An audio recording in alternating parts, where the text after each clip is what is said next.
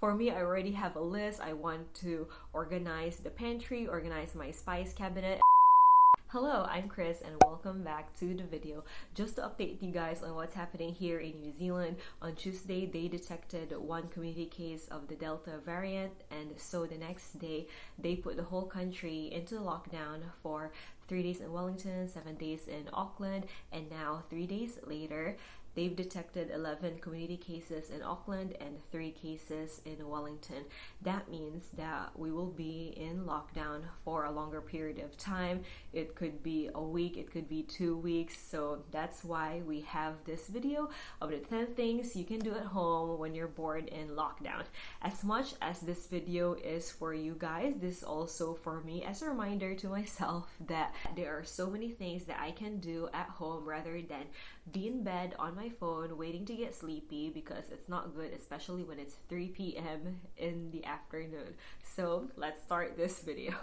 First on my list is to study a course in Skillshare. If you don't know what it is, Skillshare offers a lot of courses and you pay a monthly fee and you have access to all these courses and workshops. So for me personally, I've always been interested in interior design, so that's what I'm doing. I've already finished 3 courses on Skillshare, and I didn't pay for this because I did the 1 month free trial and I'm planning to cancel at the end of the month. And if ever that there are more courses that I want to study, I'll just use a different email address.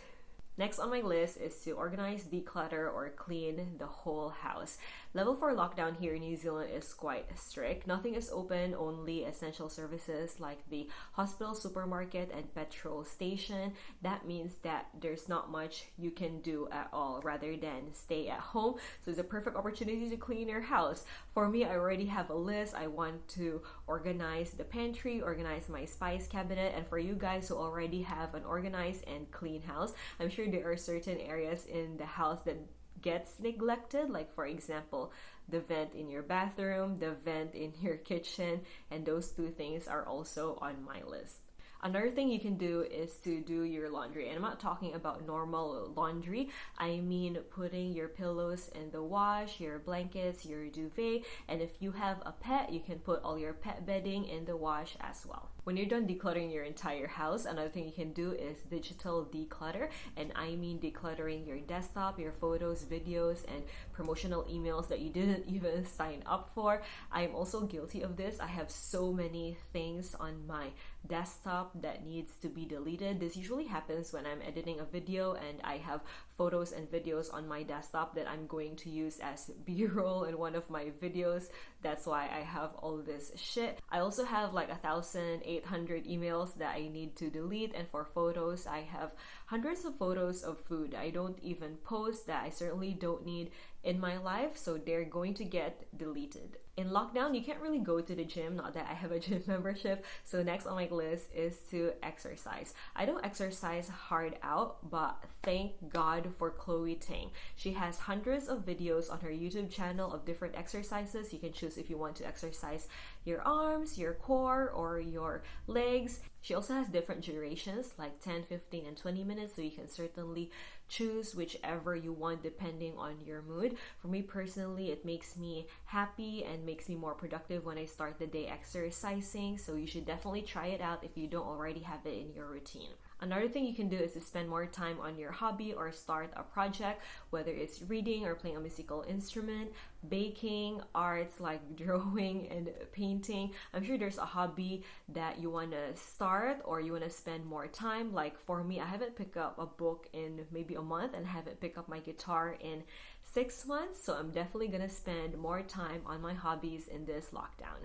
Next on my list is to try a new recipe. I'm not really a huge fan of cooking and baking, but also once in a while I love to try a new recipe, because for me and my husband, we have 5 recipes that we go through each week and we just eat that week after week, so of course it gets boring. So at work, whenever I see something interesting, I always ask for the recipe. Like for example, the latest thing that I've tried is something that my friend introduced me to, and that is sushi bake. It's so easy. You just put cook rice and cook salmon in the oven, and then when that's done, you eat it with a nori flake. You wrap it up yourself and then you eat it straight away. So that's one recipe you can try during this lockdown. I put on my list water your plants or do some gardening, because there's this sense of fulfillment when you take care of a plant or when you propagate it and give it new life. I don't really know how to put it into words, but if you know, you know, right? We have this term in Filipino called plantita, and it just means that you're a plant aunt, and I think I'm becoming one because I have a lot of plants in the lounge, some of them getting neglected. Like, for example, I have this peace lily that needs to be repotted because it's so crowded in its pot, and lockdown is a great opportunity to show your plants a lot of love. If you're a plantita or plantito like me, comment down below. I know lockdown can be depressing. It certainly affects me that way, especially when you put lockdown on top of winter. So one thing on my list is to walk around the block. I've already done that today with my dog Coco, because a change in the scenery and some fresh air uplifts my mood. Whether your friends or your family are in the same situation as you, whether they're in lockdown or not, this is a great opportunity to reach out to them, say hi, say how you're doing. Here in New Zealand, we're very lucky because in 2020 we spent 6 weeks in strict lockdown, but after that it's been normal life for us ever since. Like, we've been going out, playing badminton, going on holidays. However, it's not the same. There are certainly parts of the world that are still hit hard with COVID. Like, for example, in the Philippines, the country isn't doing well. My parents are over 65 years old, so they're very high risk. They've been vaccinated, but technically they've been in lockdown for a year, and that certainly takes a mental toll on people. So after this video, reach out to your friends, reach out to your family, and just say hi and how you're doing. Those are the 10 things that I've compiled, but I also have a bonus one, and that is to list down all the things that you have procrastinated this year, and you can just slowly go through it during this lockdown. I already made my list, and it involves a lot of cleaning. So apparently I've been procrastinating a lot of cleaning. So there you have it. I hope you guys are doing well. Thank you guys so much for hanging out with me, and I'll see you guys next week. Bye!